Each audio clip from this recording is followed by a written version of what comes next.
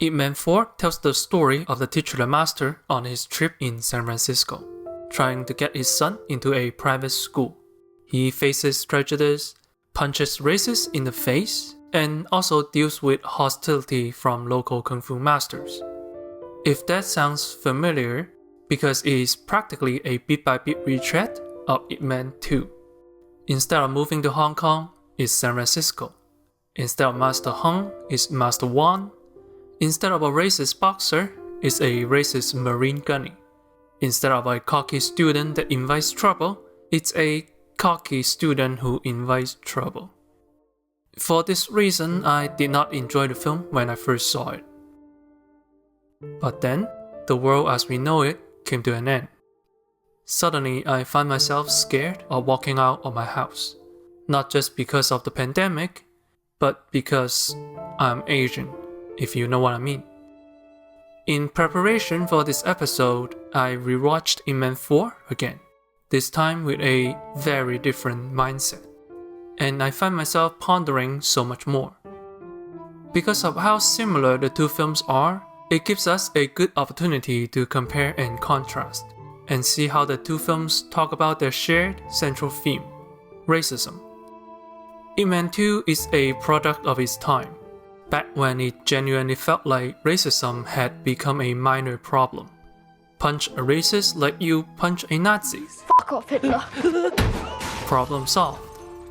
Well, it didn't work in real life, did it? So Ip Man 4 took a much more mature approach, a nuanced but still entry-level exploration on how hatred manifests itself in the mind of the oppressor as well as the oppressed, how we can identify racism, and how we should combat it. Suddenly, I find Ip Man 4 to be a far superior film to Ip Man 2. So let's talk about that. Let's see what changed and how Ip Man 4 writes a racist.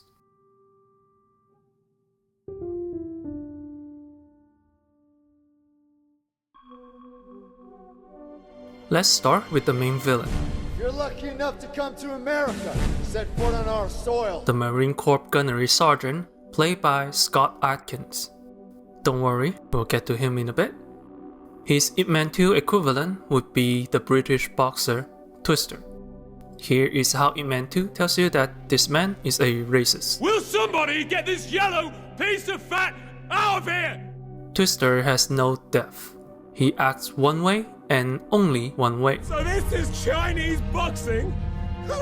You should stick to dancing. Within 10 seconds, you pretty much know everything you need to know about him. Now from what I hear, the Chinese like to use these. He is a comedic character who exists for the sole purpose of being hated by the audience. He's a punching bag you love to hate. To do that, the film shoves as many bad qualities onto him as possible. Even the way he sits is ridiculous. But all that bad manners have an unintended consequence. He comes off as less of a hateful racist and more just a general egocentric asshole. I can finish you off with 2 punches. We'll come back to that in a bit. Compare that to Ip Man 4. Here is how the gunny is introduced. I'm not racist.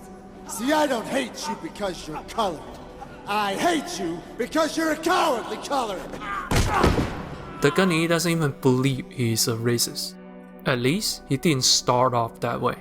But when the staff sergeant attempts to bring Chinese Kung Fu into the Marine training program, the gunny doesn't just say no and let it go, or even punish the staff sergeant for disruption. He chooses to punish every single Chinese person in the camp. Because of the staff sergeant's stupidity, all you Chinese will run an extra 30 laps today. And burn the Wing Chun dummy in a visual allusion to, well. But after the staff sergeant convinces their superior that Chinese Kung Fu can be useful, this brochure has a brief introduction, and here is the transcript that I prepared. this is the gunny's reaction. Convinced our commanding officer that his bullshit kung fu is more effective than our karate training.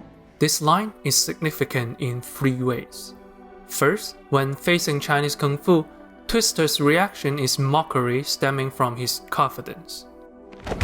His racist action isn't racially motivated. The winners have to apologize to the losers? Well, if I had to do that, I'd be apologizing every day! Given a chance, he probably is just as big of an asshole to his white opponents, even if we never see that in the film. The gunny's response is that of hatred and disgust. He will conspire with other people to eliminate Kung Fu from his territory. In other words, for Twister, it is I am better than you. I can finish you off with 2 punches. And for Gunny, it is we are better than you. Convinced our commanding officer that his bullshit Kung Fu is more effective than our karate training. The Gunny has a belief and ideology. You're lucky enough to come to America, set foot on our soil. That leads to the second significant point, the us versus them mentality. I just crushed all of them. You're the only one left.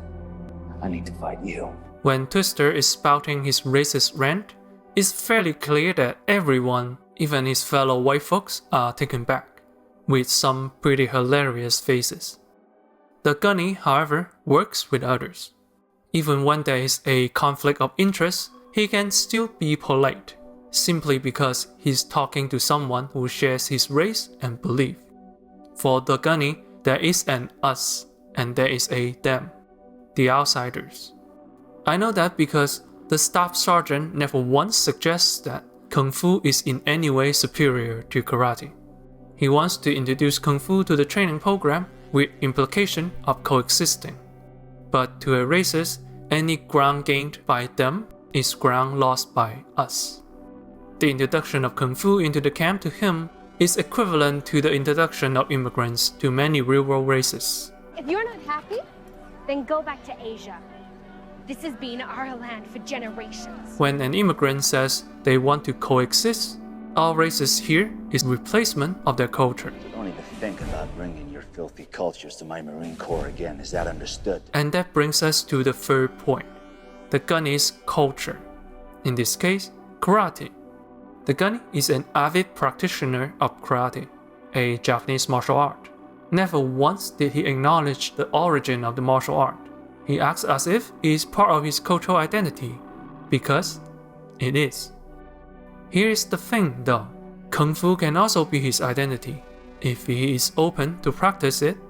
His acceptance of one but not the other shows that the line between us and them is wholly arbitrary. If you hate it, it is part of them.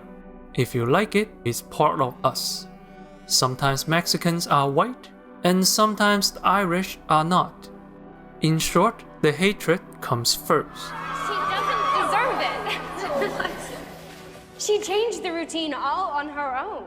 And a thin veil of rationality comes later. This has been our land for generations. The rationale has to be there, because everyone believes they are a good person, which is why he doesn't even think he's a racist.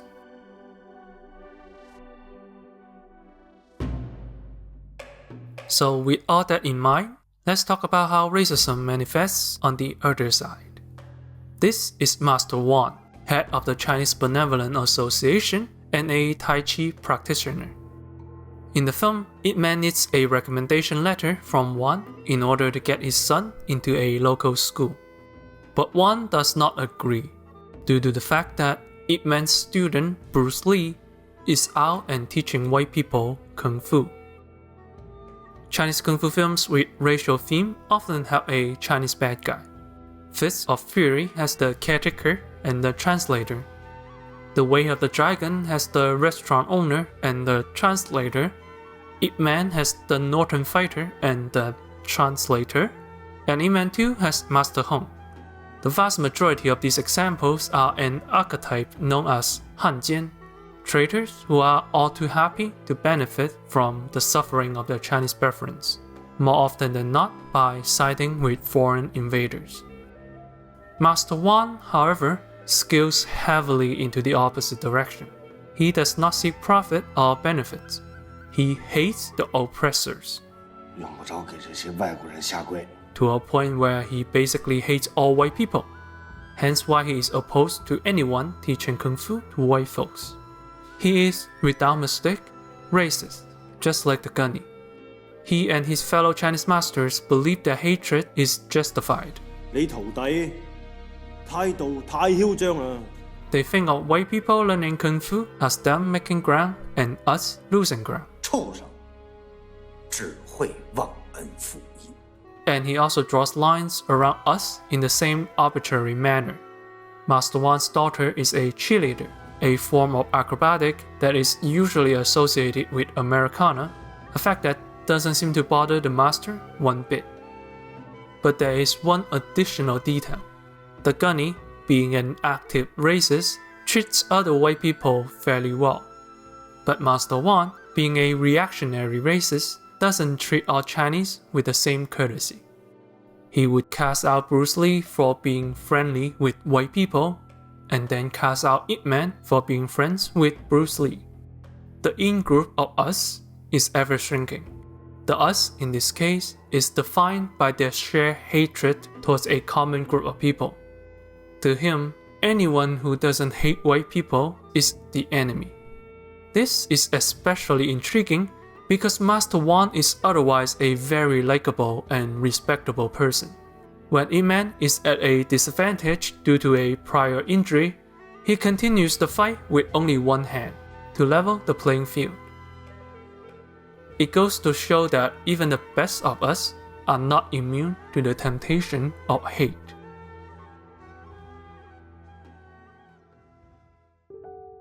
It is tempting to believe Master Wan is correct. Many Chinese people do think that way. Because even the film seems to suggest that you can't change a racist's mind. The day of a boxing match ending the Cold War is long gone. Everybody should change! In Ip Man 4, the ending of the final fight is cold, somber, as if to let you know this fight won't change a thing. Because we know the gunny is not going to change. Hatred requires continuous commitment. He's not going to suddenly just realize he has been wrong. That would be acknowledging that he has been a racist all along, that he was a villain all this time. I'm not racist. How can that possibly be? Everyone believes that they are a good person. But here is the thing. The gunny doesn't represent America. The film rather subtly inserts a lot of non-racist people. They don't act virtuously, they simply act like normal people. They are teachers who judge you fairly, high-ranking officers who are interested in foreign culture, martial artists who act like assholes for fun, and gives you a thumbs up after a good battle. Because it's not an all or nothing game. It is how the world should be by default. What's up, man? With hindsight, we know Bruce Lee was right all along. He single-handedly opened so many people's eyes to the world of Chinese culture, and by extension made Chinese and Asian people much more accepted in the West. It is the same line of thoughts that has kept this channel going. Although I fear every day that this channel may be brigaded. I have been accused of pro-China.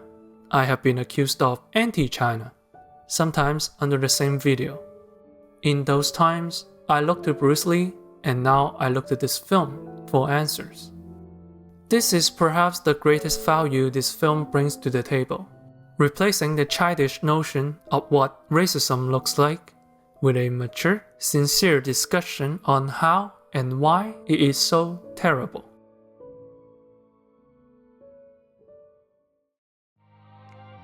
I do believe I'm doing the right thing. Because there are good people in the world. There are good people who are watching this video right now. People who don't judge my ethnicity. People who don't judge my accent.